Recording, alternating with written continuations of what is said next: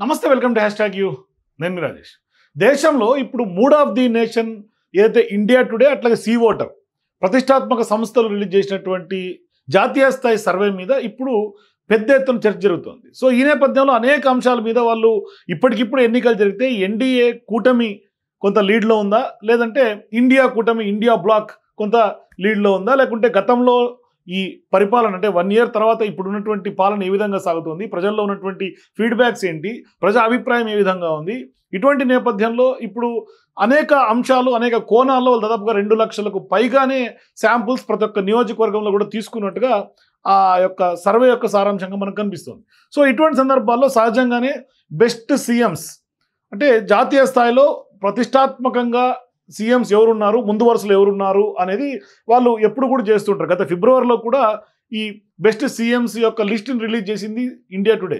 అయితే ఇప్పుడు తాజాగా ఈ సర్వే ఆధారితంగా మరొకసారి దేశంలోనే అత్యంత ప్రముఖమైనటువంటి కొంత సీఎంలు ఎవరు అని చూస్తే టాప్ 3లో వీళ్ళ ముగ్గురు కనిపిస్తారు. మొట్టమొదటిగా చూసుకుంటే యోగి ఆదిత్యనాథ్ దాస్, అట్లాగే 2 మమతా బెనర్జీ, 3 నారా చంద్రబాబు నాయుడు, ఆంధ్రప్రదేశ్ మన తెలుగు రాష్ట్రాలకు చెందినటువంటి ముఖ్యమంత్రి. సో ఇటువంటి సందర్భాల్లో ఇప్పుడు అనేక అంశాల్లో అనేక సందర్భాల్లో నరేంద్ర మోదీ తర్వాత కూడా యోగి ఆదిత్యనాథ్ దాస్ ఎవరైతే యూపీ సీఎంగా ఉన్నారో ఆయననే నెక్స్ట్ అనేది ప్రొజెక్ట్ అవుతూ ఉన్నారు దేశంలో ఇప్పుడు. సో ఇటువంటి సందర్భాల్లో రిటైర్మెంట్ కాస్త 75 ఏళ్ల నిబంధన మీద కొంతకాలంగా దుమారం చెలరేగుతోంది. కానీ ఇప్పుడు తాజాగా ఆర్ఎస్ఎస్ చీఫ్గా ఉన్నటువంటి మోహన్ భగవత్ కూడా వ్యాఖ్యలకు ఫుల్ స్టాప్ పెట్టారు. కానీ ఇక్కడ సీన్ కట్ చేస్తే నరేంద్ర మోదీ తర్వాత నెక్స్ట్ ఇప్పుడు కాకపోయినా మళ్ళీ వచ్చే పార్లమెంట్ ఎన్నికల నాటికైనా కూడా యూపీ సీఎం యోగి కొంత ప్రొజెక్ట్ అయ్యే అవకాశాలు ఎక్కువ శాతం కనిపిస్తూ ఉన్నాయి. సో ఇప్పుడు ప్రధానంగా ఇప్పుడు సీఎంస్ లిస్టులో కూడా చూసుకుంటే టాప్ 1లో యోగిగానే కనిపిస్తున్నారు. ఇక టాప్ 3 అంటే గతంలో ప్రకటించిన దానికంటే కూడా ఇప్పుడు చంద్రబాబు నాయుడు గారు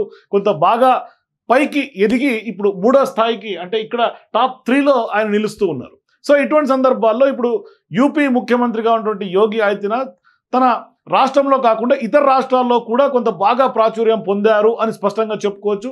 సీఎం యోగి ఆదిత్యనాథ్ కఠినమైనటువంటి నిర్ణయాలు తీసుకోవడం, మరోవైపు కొంత ఆయన వ్యవహార శైలి, ఆయన బాడీ లాంగ్వేజ్, కొంత ఆ రాష్ట్రంలో నిర్ణయాలు తీసుకోవడం, మరోవైపు మొన్న కుంభమేళ సక్సెస్ఫుల్గా నిర్వహించడం, దేశం మొత్తం అక్కడికి వెళ్ళటం, మరోవైపు హిందుత్వ ఎజెండా, ఇవన్నీ కూడా ఆయన కలిసి వచ్చే అంశాలుగా చెప్పుకోవచ్చు. సో ఇప్పుడు సీఎం యోగి దేశంలోనే అత్యంత ప్రజాదరణ పొందినటువంటి ముఖ్యమంత్రిగా ఇప్పుడు దేశం ముందు నిలబడుతూ ఉన్నారు. సో ఇప్పుడు సీ ఓటర్ సహకారంతో ఇండియా టుడే రిలీజ్ చేసినటువంటి మూడ్ ఆఫ్ ది నేషన్ సర్వేలో తాజాగా ఈ యొక్క సర్వే ఫలితాల ఆధారితంగా ఇది అంశాలు తేటతెల్లమవుతుంది. సో ఇప్పుడు ఈ సర్వేలో 36% మంది సీఎం యోగి ఆదిత్యనాథ్కు ఇష్టపడినట్టుగా మనకు సర్వే యొక్క రిజల్ట్స్ చెప్తున్నాయి. దీంతో పాటుగా పశ్చిమ బెంగాల్ ముఖ్యమంత్రిగా ఉన్నటువంటి మమతా బెనర్జీ 2వ స్థానంలో ఉన్నారు. ఈమెను 13% మంది ఇష్టపడినట్టుగా కనిపిస్తుంది. సో ఈ సర్వే ఈ సంవత్సరం జూలై 1 నుంచి ఆగస్టు 14 దాకా కూడా చాలా వరకు మొత్తం నియోజకవర్గాలు జరిగినట్టుగా కనిపిస్తుంది. సో ఇప్పుడు ఇండియా టుడే సీ ఓటర్ సర్వేలో అనేక అంశాలు కొంత తెర మీదకి వచ్చాయి. కానీ ఇప్పుడు 3వ స్థానంలో ఆంధ్రప్రదేశ్ ముఖ్యమంత్రిగా ఉన్నటువంటి చంద్రబాబు కూడా ఆయన నిలబడ్డారు. మరోవైపు ఇక్కడ చంద్రబాబు విషయంలో 7% మంది ఆయన్ని ఇష్టపడుతూ ఉన్నారు. సో ఇప్పుడు ప్రధాని నరేంద్ర మోదీ తర్వాత బీజేపీలో ప్రధానమంత్రి అభ్యర్థిగా కూడా పదవికి పోటీదారుడి పేరును కూడా ఈ సర్వే కొంత ప్రజల్లో ప్రజాభిప్రాయం సేకరించింది. కానీ ఇందులో 28% హోంమంత్రి అమిత్ షాను కొంత ఇష్టపడినట్టు కనిపిస్తుంది. 26% మంది ముఖ్యమంత్రి యోగి ఆదిత్యనాథ్ని కొంత సెలెక్ట్ చేసుకున్నట్టు కనిపిస్తుంది. 7% మంది కొంత కేంద్ర మంత్రి నితిన్ గడ్కరీని కూడా ఇష్టపడినట్టు కనిపిస్తుంది. సో ఇప్పుడు ముఖ్యమంత్రి యోగి ఆదిత్యనాథ్ హిందుత్వానికి ప్రతీకగా అని కూడా కొంత అందరి హిందుత్వ వాదుల్లో కనిపిస్తున్నారు. ఆయన స్పష్టమైనటువంటి శైలి, ఆయన నిర్ణయాలు ఇవన్నీ కూడా కొంత పేరుగాంచినట్టుగా కనిపిస్తుంది. అంతేకాదు అక్రమ నిర్మాణాలకు సంబంధించి కూడా సీఎం యోగి కొంత బుల్డోజర్ రాజకీయాలకి కేర్ ఆఫ్ అడ్రస్గా ఉన్నారు. ఆయన మోడల్ అనేక రాష్ట్రాల్లో ఇప్పుడు కూల్చివేతలు కనిపిస్తున్నాయి. మరోవైపు 1998లో కూడా 26 సంవత్సరాల వయసులో ఆయన గోరఖ్పూర్ నుండి అతి చిన్న వయస్కుడైనటువంటి ఎంపీగా కూడా ఎన్నికైనటువంటి సందర్భాలు ఉన్నాయి. ఆ తర్వాత ఆయన ఈ స్థానాన్ని 5 సార్లు వరుసగా గోరఖ్పూర్ నుంచి గెలుస్తూ వస్తున్నారు. మరోవైపు ఇండియా టుడే సీ ఓటర్ సహకారంతో నిర్వహించినటువంటి ఈ సర్వే జూలై 1 నుంచి 2025 నుంచి ఆగస్టు 14 వరకు కూడా నిర్వహించినట్టు కనిపిస్తుంది. మరి ప్రధానంగా ఇక్కడ 2,06,826 మంది ఈ సర్వేలో శాంపుల్స్గా తీసుకోవడం కనిపిస్తుంది. మరోవైపు ఇప్పుడు టాప్ 3లో ఉన్నటువంటి తెలుగు రాష్ట్రాల ముఖ్యమంత్రులు ఆంధ్రప్రదేశ్ సీఎంగా ఉన్నటువంటి చంద్రబాబు గురించి మాట్లాడుకుంటూ వస్తే ఇప్పుడు అనేక రాష్ట్రాల్లో కూడా కొంత రోల్ మోడల్గా ఆంధ్రప్రదేశ్ని తీసుకోవాల్సినటువంటి పరిస్థితి. ఎందుకంటే అమరావతి నిర్మాణం దగ్గర నుంచి మొదలుకుంటే మరోవైపు ఉపాధి అవకాశాలని ఆ ఉద్యోగ కల్పనలో కానీ, పెన్షన్స్ విషయంలో కానీ, లేదు అంటే కనుక ఫ్రీ బస్ ఇంప్లిమెంట్ చేసినటువంటి విధానంలో కానీ, అంటే ఇప్పటికే రాష్ట్రం కొంత ఇబ్బంది పడుతున్నటువంటి నేపథ్యంలో ఆర్థికంగా కొంత లోటు ఉన్నప్పటికీ వాటిని సర్దుబాటు చేసుకుంటా పింఛన్ల విషయంలో కూడా ఎక్కడ కూడా ఇబ్బంది లేకుండా పింఛన్లు కల్పించడంలో కానీ, లేకుంటే ఇతర పెట్టుబడులు అంటే కంపెనీలు ఆకర్షించడం నేపథ్యంలో అంటే ఆయన సొంత నియోజకవర్గం కుప్పం నుంచి మొదలు పెడితే ఇప్పుడు ప్రధానమైనటువంటి ఇండస్ట్రీస్ ప్రధానమైనటువంటి బ్రాండ్స్ని ఆకర్షిస్తున్నటువంటి విధానం, మరోవైపు యువతకి స్కిల్ డెవలప్మెంట్ అట్లాగే ఉద్యోగ కల్పన వీటిలో కూడా కొంత ముందడుగు వేస్తున్నారు. సో మరోవైపు P4 ఏదైతే చంద్రబాబు నాయుడు బ్రెయిన్ చైల్డ్గా ఇప్పుడు P4ని తీసుకొస్తున్నారో ఇప్పుడు P4 దేశంలోనే ఆదర్శంగా కనిపిస్తుంది. అంటే లక్షలాది కుటుంబాలను కూడా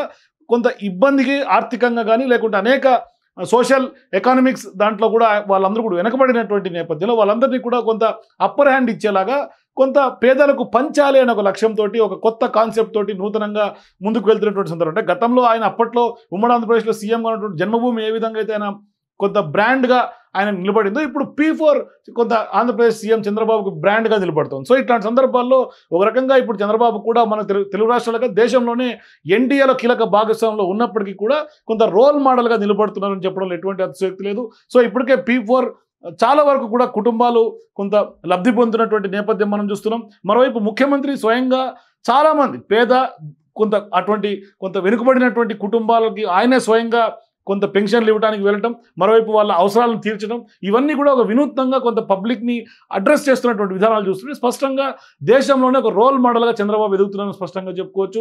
అంటే ఈ వయసులో కూడా 80 దాటినటువంటి ఈ వయసులో కూడా చంద్రబాబు కొంత ప్రజలతో మమేకమవటం కానీ లేకుంటే అడ్మినిస్ట్రేషన్ రంగంలో కానీ మొన్న గతంలో వరదలు వచ్చినప్పుడు ఆయన చేసినటువంటి సేవలను కూడా ఇవాళ తెలంగాణలో వరదల సందర్భంగా కూడా తెలుగు రాష్ట్ర ప్రజలందరూ కూడా గుర్తు చేసుకుంటున్నటువంటి సందర్భం. అంటే ఆ వయసులో కూడా ఆయన అంత రాత్రనగా పగలనగా వరదలకి ప్రజల్లోకి ఏ విధంగా అయితే మమేకమయ్యారో మరి ఇప్పుడు తెలంగాణతో పోల్చి మరీ మాట్లాడుకున్నటువంటి సందర్భాలు కూడా చర్చ జరుగుతోంది. సో ఇటువంటివన్నీ కూడా చేసి ఇప్పుడు చంద్రబాబు నాయుడు గారు రోల్ మోడల్గా నిలబడుతున్నారు. ఆయన అమలు చేస్తున్నటువంటి విధానాలు అంటే సంక్షేమాలు కానీ లేదంటే కనుక కొంత అభివృద్ధి విషయంలో కానీ ఇట్లా పూర్తి స్థాయిలో ఒకవైపు అమరావతిని కొంత డెవలప్ చేస్తూ రాష్ట్రంలో కొంత అన్ని జిల్లాలకు కూడా కొంత పూర్తి స్థాయిలో అభివృద్ధి దిశగా రోడ్ల విషయంలో కానీ ఇట్లా అనేక అంశాల్లో కొంత ఖచ్చితంగా ఇప్పుడు టాప్ 3లో ఆయన నిలబడుతున్నారు.